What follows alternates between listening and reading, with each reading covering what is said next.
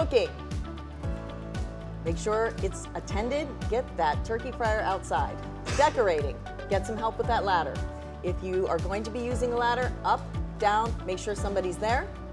Candles, never leave them unattended. And for toys, make sure that you look at the label, no choking hazards for children under 3, clean out those toy boxes.